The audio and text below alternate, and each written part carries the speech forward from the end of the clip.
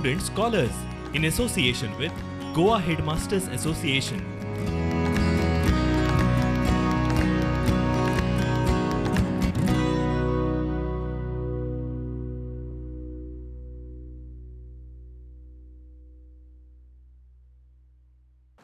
नमस्कार मुलांनो, मराठी विषयाच्या तासाला मी तुम्हा सर्वांचे स्वागत करतो. मुलांनो, तुम्हाला आठवत असेल की इयत्ता 8वी मध्ये असताना तुम्ही मराठीचा एक पाठ अभ्यासला होता. त्या पाठाचे नाव होते माझी 3 उपास्य दैवते.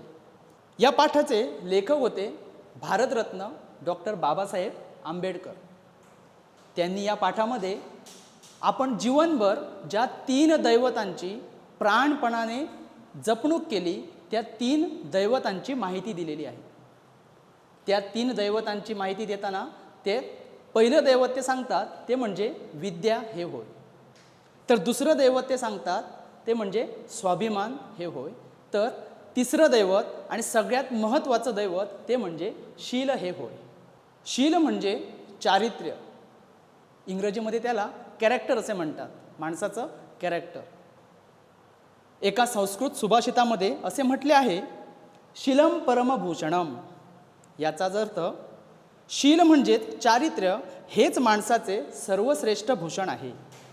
एखाद्या माणसाकडे भरपूर पैसा अडका आहे, संपत्ती आहे, पण त्याचे शील जर चांगलं नसेल तर त्या माणसाच्या जीवनाला कवडी मोलही किंमत मिळत नाही. आता तुम्ही म्हणणार की 8वीच्या पाठाचा आणि 10वीच्या मराठीचा काय संबंध? तर मुलांनो, संबंध आहे. शील या गुणाचे महत्त्व सांगणारा तुमचा मराठीचा पाठ आहे आणि त्या पाठाचे नाव आहे राजाचे शील. आणि या पाठाचे लेखक आहेत स. मा. गर्गे. आपण या पाठाकडे वळण्या अगोदर या पाठाचे लेखक जे आहेत स. मा. गर्गे यांच्याबद्दल थोडक्यात माहिती घेऊया. स. मा. गर्गे यांचा जन्म महाराष्ट्र राज्यात बीड जिल्ह्यातील लहुरी या गावामध्ये 4 नोव्हेंबर 1920 रोजी झाला.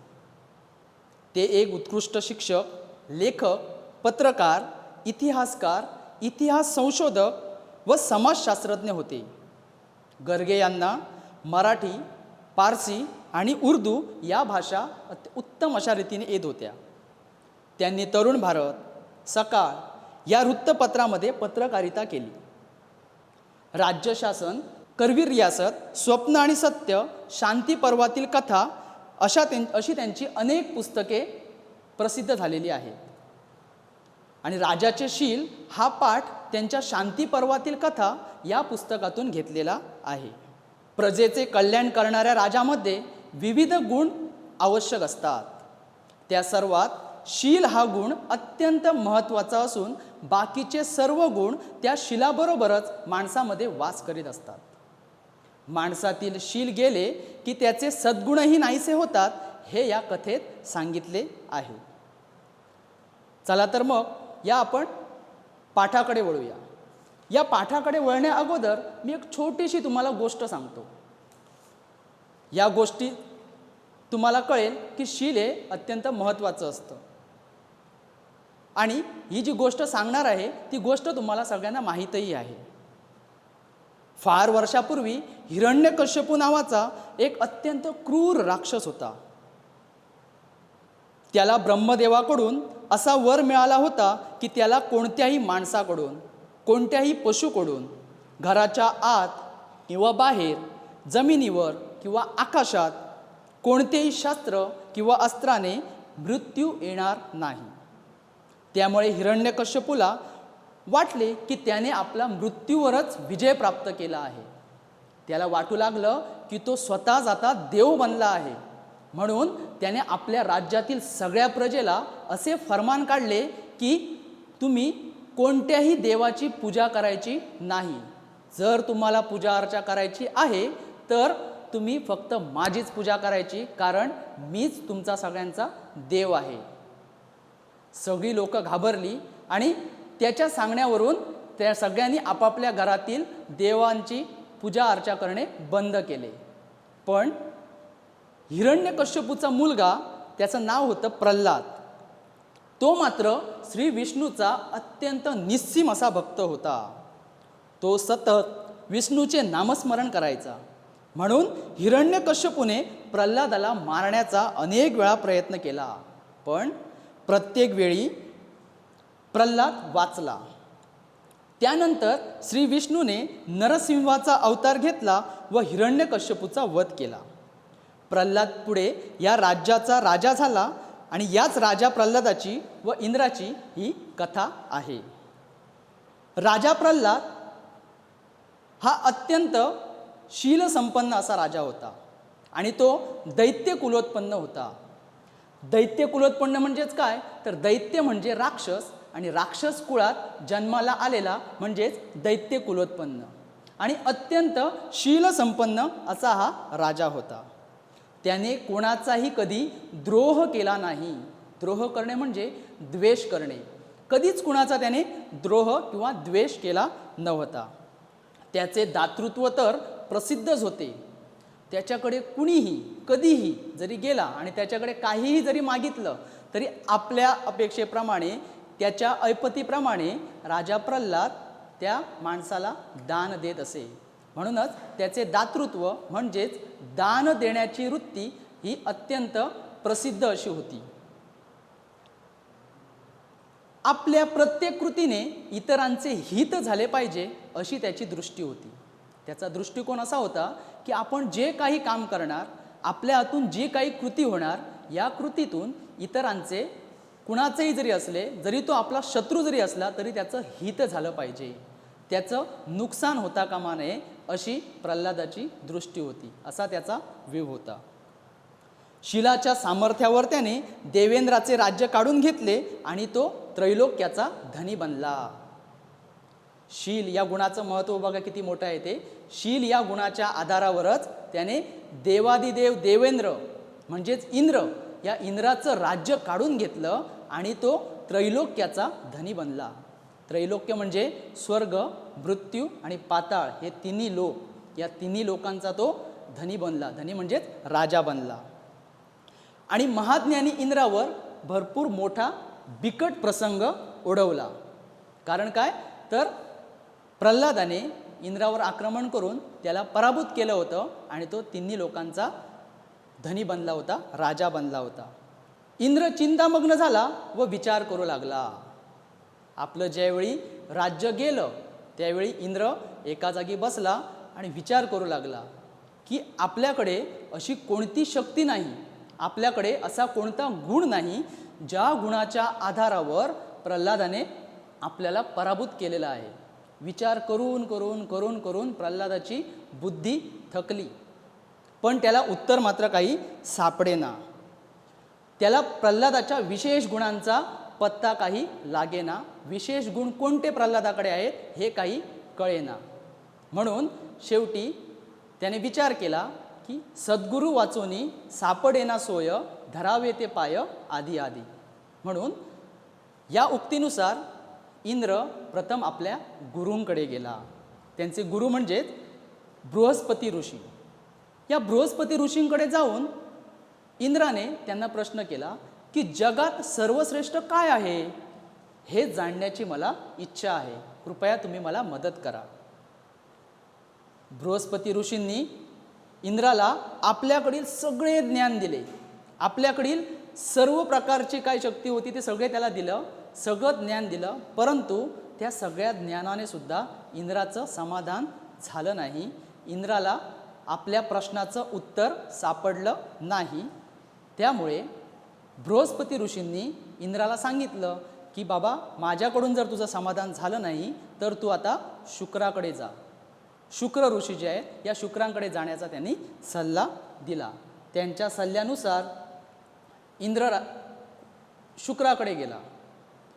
शुक्राचार्य हे दानवांचे गुरु. दानव म्हणजेच राक्षस. या राक्षसांचे गुरु कोण, तर शुक्राचार्य. या शुक्राचार्यांकडे संजीवनी मंत्र होता. या संजीवनी मंत्रांच्या सहाय्याने ते मृत पडलेल्या एखाद्या माणसाला सुद्धा जिवंत करू शकत होते.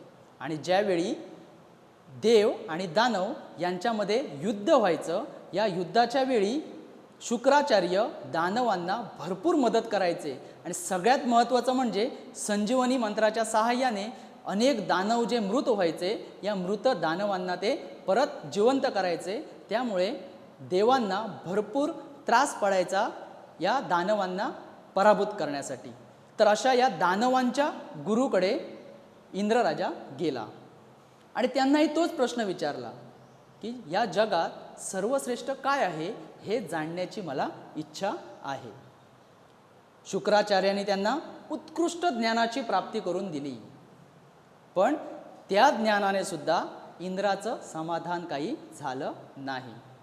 त्यामुळे शुक्राचार्यांनी त्यांना सांगितलं की बाबा आता तू एक काम कर, आम्ही बृहस्पतीने सुद्धा तुला ज्ञान दिलं, मी तुला ज्ञान दिलं, पण त्यातून तुझं समाधान झालं नाही. आता तुझ्या प्रश्नाचं फक्त एकटाच उत्तर देऊ शकतो आणि तो म्हणजे खुद्द प्रल्हाद.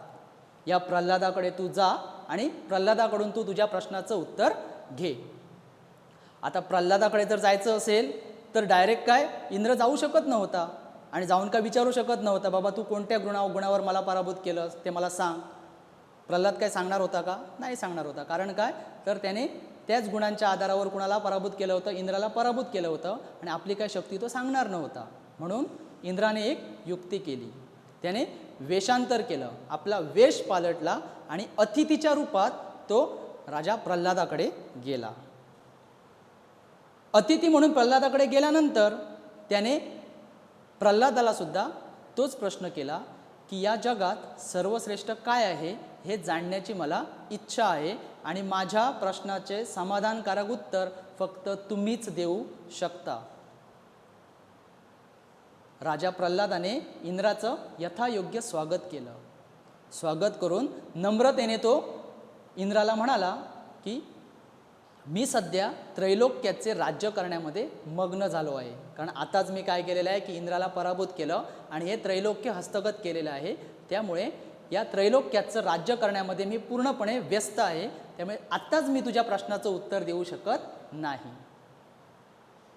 इंद्र मनात थोडासा पावलला, परंतु त्याला त्या प्रश्नाचं उत्तर पाहिजेच होतं. म्हणून त्याने प्रल्हादाला उत्तर दिलं की मला आताच तुम्ही उत्तर देऊ नका, मी काही काळ तुमच्याकडे थांबतो. ज्यावेळी तुमच्याकडे वेळ असेल त्यावेळी मला तुम्ही माझ्या प्रश्नाचं उत्तर द्या. असं म्हटल्यानंतर इंद्र प्रल्हादाकडे काही काळ राहिला. कालांतराने अतिथी इंद्र आणि प्रल्हाद यांची चर्चा झाली. दोघांमध्ये चर्चा झाली. वेगवेगळ्या प्रश्नावर इंद्राने प्रल्हादाला विचारले, वेगवेगळे प्रश्न विचारले, वेगवेगळ्या शंका विचारल्या, काय कशा आहे किंवा कोणते गुण कसे असतात याबद्दल त्यांची चर्चा झाली. या चर्चेमध्ये इंद्राला असं समजलं की जगामध्ये सर्वश्रेष्ठ हे शील आहे. शील हे सर्वश्रेष्ठ आहे हे ज्ञान इंद्राला प्राप्त झाले. इंद्राची ज्ञान जिज्ञासा, सेवाबुद्धी आणि विनय संपन्नता पाहून प्रल्हादाला अत्यानंद झाला. परीक्षेला प्रश्न येऊ शकतो की इंद्राचे कोणते गुण पाहून प्रल्हादाला अत्यानंद झाला. उत्तर काय तर इंद्राची ज्ञान जिज्ञासा, सेवाबुद्धी आणि विनय संपन्नता या गुणावर प्रल्हादाला अत्यानंद झाला. ज्ञान जिज्ञासा म्हणजे ज्ञान मिळवण्याची उत्सुकता. आपल्याकडे ज्ञान मिळवण्याची उत्सुकता असली पाहिजे. आपण सतत जीवनात आल्यापासून, जन्माला आल्यापासून मरेपर्यंत काही ना काहीतरी शिकत असतो. प्रत्येक गोष्टीतून आपण नवीन नवीन गोष्टी शिकण्याचा प्रयत्न केला पाहिजे. फक्त जेवढं ज्ञान मिळालेलं आहे तेवढ्याच याच्यामध्ये न राहता आपण आपलं ज्ञान वाढवण्याचा प्रयत्न केला पाहिजे. ते वाढवण्याचा जो प्रयत्न करतो त्यालाच आपण ज्ञान जिज्ञासा किंवा ज्ञान मिळवण्याची उत्सुकता असे म्हणतो. आणि ती उत्सुकता या इंद्राकडे होती त्या गुणावर. तसंच विनय संपन्नता आणि सेवाबुद्धी तो फक्त प्रल्हादाकडे जाऊन राहिला नव्हता, तर तो अतिथीच्या रूपात गेला होता आणि त्याने प्रल्हादाची सेवासुद्धा केली होती. आणि त्या सेवाबुद्धीवर राजा प्रल्हाद अत्यंत खुश झाला होता, आनंदित झाला होता, त्याला अत्यानंद झाला होता. आणि त्या आनंदाच्या भरात प्रल्हादाने इंद्राला सांगितलं की मी तुझ्या सेवाबुद्धीवर, तुझ्या या गुणावर खूप खुश झालेलो आहे. त्यामुळे तुला जे काही पाहिजे माझ्याकडून ते तू मागून घे. इंद्र म्हणाला मला काही नको, पण प्रल्हादाने त्याला खूपच आग्रह केला. त्यावर इंद्र म्हणाला राजा, तू खरोखरच प्रसन्न झाला असशील आणि माझे कल्याण व्हावे अशी तुझी इच्छा असेल तर मला एकच वर दे. तुझे शील मला मिळावे अशी माझी इच्छा आहे, तेवढा वर मला दे. संधी शोधली कुणी? इंद्राने. आणि त्याला जी गोष्ट समजली होती की या जगामध्ये सर्वश्रेष्ठ काय आहे? शील आहे. आणि या शीलाच्या सामर्थ्यावरच प्रल्हादाने आपले राज्य काढून घेतले आहे. ज्यावेळी त्याला संधी मिळाली प्रथम त्याने नकार दिला, परंतु संधी मिळताच त्याने प्रल्हादाकडे असा वर मागितला की जर तू माझं कल्याण व्हावं असं तुला वाटत असेल तर मला फक्त एकच वर दे की तुझं जे शील आहे, तुझं जे चांगलं चारित्र्य जे आहे, हे चारित्र्य मला मिळावं अशी माझी इच्छा आहे. प्रल्हादाने मागचा पुढचा विचार न करता तथास्तु असे म्हटले. प्रल्हादाने तथास्तु म्हटले खरे, पण लगेच तो भयभीत झाला, लगेच तो चिंतातूर झाला. कारण तो चिंतामग्न झाला तेवढ्यात एक धिप्पाड तेजस्वी मूर्ती त्याच्या शरीरातून बाहेर पडली. आश्चर्य घडले. त्याच्या शरीरातून एक धिप्पाड तेजस्वी मूर्ती बाहेर पडली. प्रल्हादाने त्या मूर्तीला विचारले, तू कोण आहेस? त्यावर त्या मूर्तीने उत्तर दिले, माझे नाव शील. तू माझा त्याग केल्यामुळेच मी तुझ्या जवळून निघून जात आहे. तू माझा त्याग केलास, मला तू सोडलंस, त्यामुळे मी आता कोणाकडे जात आहे? ज्याला तू मी मिळावं अशी इच्छा व्यक्त केलीस त्याच्याकडे मी आता जात आहे. एवढे शब्द त्या प्रकाशमूर्तीने उच्चारले आणि ती लगेच अंतर्धान पावली. अंतर्धान पावणे म्हणजेच नाहीशी होणे, गायब होणे. एक प्रकाशमूर्ती निघून गेली आणि लगेच त्याच्या पाठोपाठ प्रल्हादाच्या शरीरातून आणखी एक पुरुष बाहेर पडला. तू कोण? प्रल्हादाने विचारले. मी धर्म. जिकडे शील गेले तिकडे धर्म जाणार, कारण शील आणि धर्म हे एकरूपच असतात, एकत्रच असतात, असे त्या पुरुषाने उत्तर दिले. प्रल्हादाने आपल्या शरीराकडे पाहिले. आणखी एक प्रज्वलित आकृती त्याच्या शरीरातून बाहेर पडली. त्याने पुन्हा प्रश्न तोच केला. त्या आकृतीने उत्तर दिले, माझे नाव सत्य. त्याने सांगितलं, माझे नाव सत्य आहे. ज्या ठिकाणी धर्म आहे त्या ठिकाणी सत्य हे जाणारच, कारण सत्य हे धर्माचाच अनुयायी आहे. अनुयायी म्हणजेच काय? तर फॉलो करणारा, फॉलोअर्स. तर या ज्या ठिकाणी धर्म आहे त्या ठिकाणी सत्य जाणार. सत्याच्या पाठोपाठ आणखी एक पुरुष प्रल्हादाचे शरीर सोडून जाऊ लागला. प्रल्हादाने त्यालाही तोच प्रश्न विचारला, अरे बाबा, तुझे नाव काय आणि तू आता मला सोडून का जात आहेस? त्याला उत्तर मिळाले, माझं नाव सदाचार. जेथे सत्य तेथे सदाचार. सदाचार म्हणजे चांगली वागणूक, आचार म्हणजे वागणूक, सदाचार चांगले वागणूक. ज्या ठिकाणी शील आहे, ज्या ठिकाणी धर्म आहे, ज्या ठिकाणी सत्य आहे त्या ठिकाणी चांगली वागणूक ही जाणारच. त्यामुळे मी त्यांच्याकडे जात आहे. सदाचाराच्या प्रयाणापाठोपाठ आणखी एक मूर्ती प्रल्हादाला सोडून जाऊ लागली. तिने आपले नाव बल सांगितले. जिकडे सत्य आणि सदाचार तिकडेच माझे वास्तव्य. तर त्याने सांगितलं की आणखी एक मूर्ती त्याच्या शरीरातून बाहेर पडली आणि त्याने सांगितलं आपलं नाव बल. बल म्हणजे शक्ती. असे शिलामागोमाग धर्म, सत्य, सदाचार आणि बल या 4 पुरुषांनी प्रल्हादाचे शरीर सोडले. कारण शिलाचे हे 4ही जे गुण आहेत हे शिलाचेच अनुयायी आहे. कारण ज्या ठिकाणी धर्म असणार त्या ठिकाणी सत्य जाणार, कारण सत्य हे धर्माचे अनुयायी आहे. त्यानंतर सदाचार आणि बल. बल म्हणजे शक्ती, सामर्थ्य. आणि ज्या ठिकाणी सामर्थ्य नाही, ज्या ठिकाणी सत्य नाही, ज्या ठिकाणी शील नाही त्या ठिकाणी लक्ष्मी म्हणजे संपत्ती तरी कशी राहणार? बरोबर.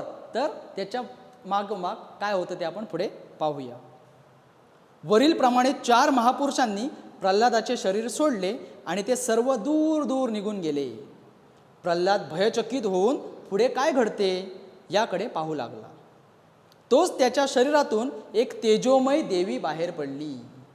तोच त्याच्या शरीरातून एक तेजोमय देवी म्हणजे तेजाने भरलेली अशा प्रकारची देवी बाहेर पडली. तिच्याकडे पाहता क्षणीच डोळे अगदी दिपून जात होते अशा प्रकारची ही देवी त्याच्या शरीरातून बाहेर पडली. तिचे सौंदर्य अवर्णनीय असे होते.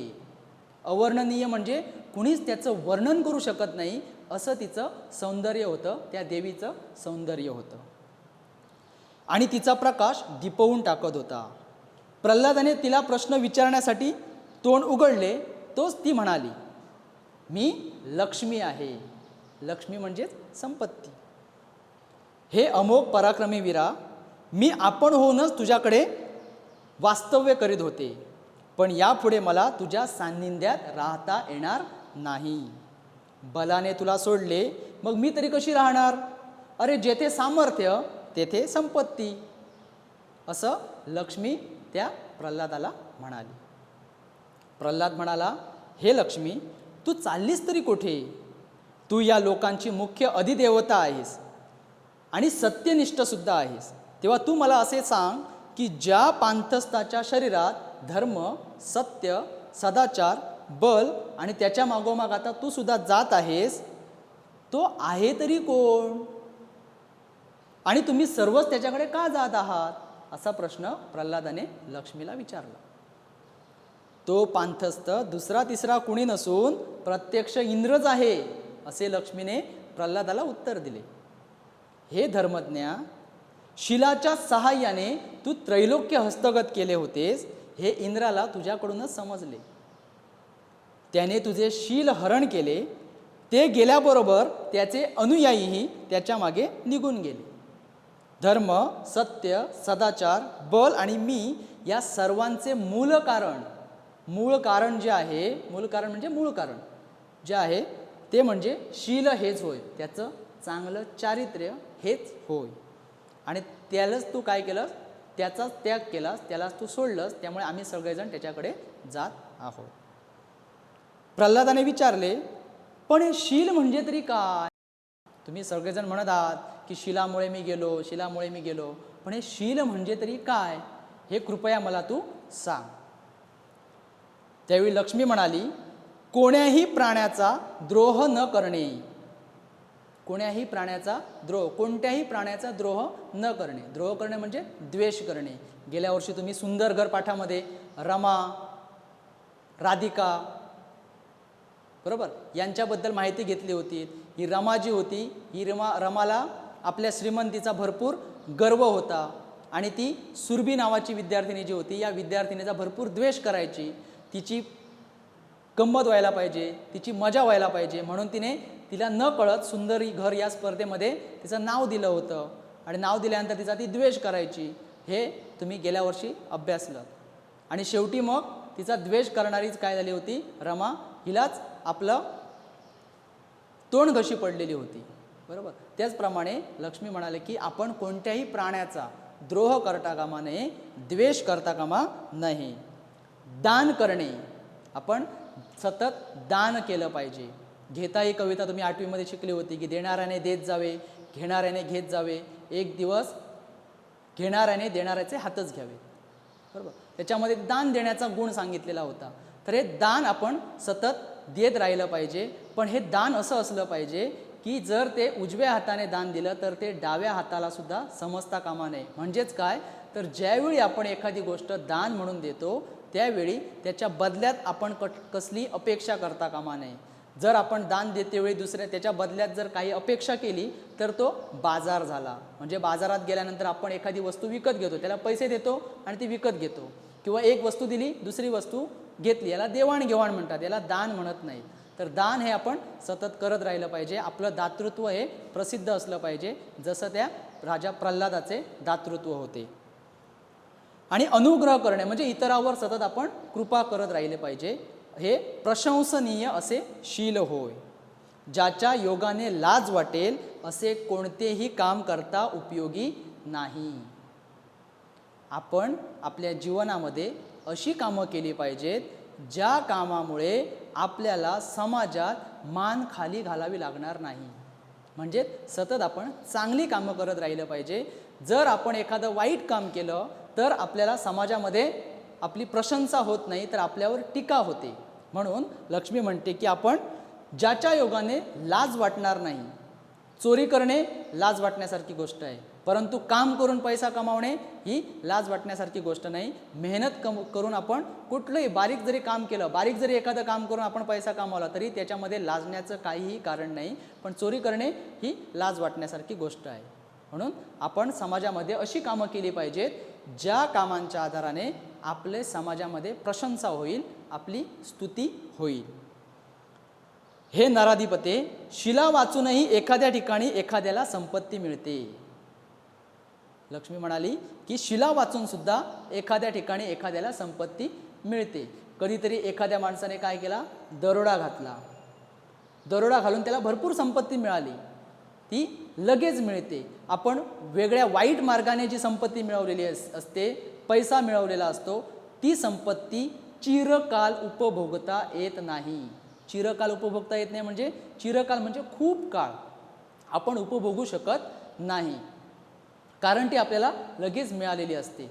पण जी गोष्ट आपण घाम गाळून मेहनत करून जी आपण संपत्ती मिळवलेली असते, ती संपत्ती आपण वापरताना, त्या पैशांचा वापर करताना किंवा ते पैसे मोडताना आपण काय करतो, 10 वेळा विचार करतो. परंतु फुकट आपल्याला जे काही मिळालेलं असतं त्याची आपल्याला किंमत राहत नाही. त्यामुळे आपण ती चिरकाल उपभोगू शकत नाही, चिरकाल त्या संपत्तीचा आपण वापर करू शकत नाही, असं लक्ष्मी म्हणाली. एवढेच नव्हे तर अशा द्रव्याने समूळ नाशही होतो. जर वाईट मार्गाने, समजा एखाद्याने दरोडा घालून, चोरी करून जर पैसा कमावला तर त्यामुळे तो तेवढा वेळ त्या संपत्तीचा उपयोग करू शकतो. पण तेच जर पोलिसांना समजलं, पोलिसांनी त्याला अटक केली तर काय, त्याचा जीवनाचा नाश होऊ शकतो, समूळ नाश होऊ शकतो. म्हणूनच शिला वाचून जी संपत्ती मिळते ती संपत्ती चिरकाल, खूप काळ उपभोगता येत नाही, तर ती त्याच्यामुळे मनुष्याचा समूळ नाशच होतो. म्हणूनच मी म्हणजेच लक्ष्मी म्हणते की शील हीच राजाची सर्वश्रेष्ठ संपत्ती आहे. लक्ष्मी म्हणाली कुणाला, तर प्रल्हादाला. काय म्हणाली, शील हीच राजाची सर्वश्रेष्ठ संपत्ती आहे. जसं आपण पहिले म्हटलं होतं की जर आपल्याकडे शील असेल तर त्या शीलाच्या सामर्थ्यावर आपल्याकडे बाकीचे सगळे सद्गुण असतात. आपलं पण चारित्र्यच जर आपलं वाईट झालं, चारित्र्यच जर आपलं हीन झालं तर आपल्याकडे हे चांगले गुण राहू शकत नाहीत. हे राजाला तिने पटवून दिलं.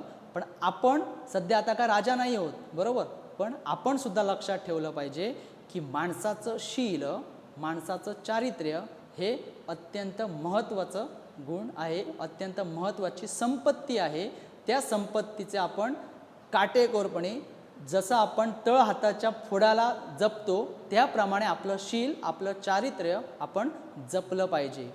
कारण शील हे असं असतं की एका काचेला जर तडा गेला तर त्या तडा गेल्यानंतर, त्या क्रॅक गेल्यानंतर त्याला आपण किती वेळा जरी सॅलोटेप लावून तो तडा लपवण्याचा, तो क्रॅक लपवण्याचा प्रयत्न केला तरीही तो लपत नाही. तसंच आपलं शील जे असतं, आपल्या चारित्र्यावर एकदा जर का डाग पडला तर तो डाग आपण कितीही जरी लपवण्याचा प्रयत्न केला तरी तो लपत नाही. आपण एखादं जर पांढरं शर्ट घातलेलं असेल तर ते पूर्ण पांढऱ्या शर्टावर फक्त एक जर काळा डाग असेल तर तो डाग उठून दिसतो. कुणी जरी आपल्याला समोर सापडला तर तो काय म्हणतो, अरे तुझ्या शर्टला डाग लागला येणार आहे.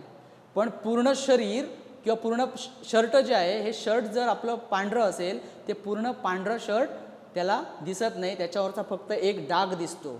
तसंच आपण आपल्या जीवनामध्ये कितीही जरी चांगली कामं केली तरी चांगली कामच करत राहिलं पाहिजे. त्याच्यामध्ये एक जरी वाईट काम केलं तरी ते वाईट काम लगेच वर येतं आणि ते वाईट काम आपल्याला लगेच दिसतं, दुसरा त्याला लगेच नावं ठेवतो. त्याच्यामध्ये चांगली कामं केलेली असतात ती सगळी काय होतात, मग त्या एका वाईट कामाखाली दबून जातात. म्हणून आपण आपल्या जीवनामध्ये आपलं शील, आपलं चारित्र्य हे सांभाळण्यासाठी भरपूर प्रयत्न केले पाहिजेत. त्यासाठी एवढंच करायला पाहिजे की आपण सतत आपले चांगली कामं करत राहिलं पाहिजे. वाईट कामांच्या, वाईट व्यसनांच्या आहारी जाता कामा नये, हेच या पाठामधून आपल्याला सांगण्याचा प्रयत्न केलेला आहे. कुठल्या तर राजाचे शील, म्हणजे राजाचे शील फक्त राजालाच लागत नाही तर संपूर्ण या मनुष्य जातीला, प्रत्येक माणसाला ते लागत असतं. तर असा हा पाठ राजाचे शील. याच्यावर शब्दसमूहाबद्दल शब्द कोणते येऊ शकतात, तर दैत्य कुळात जन्मलेला म्हणजेच दैत्य कुलोत्पन्न. त्यानंतर स्वर्ग, मृत्यू, पाताळ हे 3 लोक म्हणजेच काय तर त्रैलोक्य. ज्ञान मिळवण्याची उत्सुकता म्हणजेच ज्ञान जिज्ञासा आणि कायम टिकणारा हे चिरंतन. हे 4 शब्दसमूहाबद्दल शब्द महत्त्वाचे आहेत. याच्यापैकी एखादा कधीतरी परीक्षेला येतो. सगळ्यात जास्त वेळा येतो तो म्हणजे कुठला तर दैत्य कुळात जन्मलेला आणि ज्ञान मिळवण्याची उत्सुकता बहुतेक वेळा येतो परीक्षेला. त्यामुळे हे शब्दसमूहाबद्दल शब्द जे आहेत हे लिहून ठेवावेत. त्यानंतर एका वाक्यात उत्तरे जी आहेत त्याच्यामध्ये पहिला प्रश्न जो आहे, राजा प्रल्हाद कोणत्या कुळात जन्मलेला होता? त्या प्रश्नाचं उत्तर आहे राजा प्रल्हाद दैत्य कुळात जन्मलेला होता. प्रश्नाचं उत्तर लिहिताना एक काळजी घेतली पाहिजे, ती म्हणजे अनेक वेळा विद्यार्थी असं लिहितात की राजा प्रल्हाद दैत्य कुलोत्पन्न कुळात जन्मलेला होता. हे उत्तर चूक होऊ शकतं. कारण काय, दैत्य कुलोत्पन्न म्हणजेच दैत्य कुळात जन्मलेला. म्हणून फक्त दैत्य कुळात एवढंच लिहिलं पाहिजे, राजा प्रल्हाद दैत्य कुळात जन्मलेला होता. दुसरा प्रश्न आहे, इंद्राने बृहस्पतीस कोणता प्रश्न केला? जगात सर्वश्रेष्ठ काय आहे असा प्रश्न इंद्राने बृहस्पतीस केला. आता या ठिकाणी सगळ्यात महत्त्वाचं म्हणजे ते प्रश्नचिन्ह आहे. कारण प्रश्न कसा आहे, इंद्राने बृहस्पतीस कोणता प्रश्न केला. प्रश्न विचारला आहे ना, म्हणजे ते प्रश्नचिन्ह त्या ठिकाणी यायला पाहिजे. बहुतेक वेळा मुलं असं उत्तर लिहितात की जगात सर्वश्रेष्ठ काय आहे हे जाणण्याची मला इच्छा आहे असा प्रश्न विचारला. तर तसं न लिहिता जगात सर्वश्रेष्ठ काय आहे असा प्रश्न इंद्राने बृहस्पतीस विचारला. शुक्राने इंद्राला काय दिले? शुक्राने इंद्राला उत्कृष्ट ज्ञानाची प्राप्ती करून दिली. आणि चौथा प्रश्न म्हणजे प्रल्हादाचे शरीर कोणत्या 4 पुरुषांनी सोडले? या ठिकाणी सुद्धा प्रल्हादाचे शरीर 6 लोकांनी सोडले. बरोबर, एक शील, धर्म, सत्य, सदाचार, बल आणि लक्ष्मी या 6 जणांनी सोडले. परंतु प्रश्न काय आहे इथे, तर प्रल्हादाचे शरीर कोणत्या 4 महापुरुषांनी सोडले किंवा पुरुषांनी सोडले? तर प्रश्नाचं उत्तर काय दिलं पाहिजे, धर्म, सत्य, सदाचार आणि बल हे 4 महापुरुष, या 4 महापुरुषांनीच त्या प्रल्हादाचे शरीर सोडले. हे त्याचं उत्तर आहे. धन्यवाद.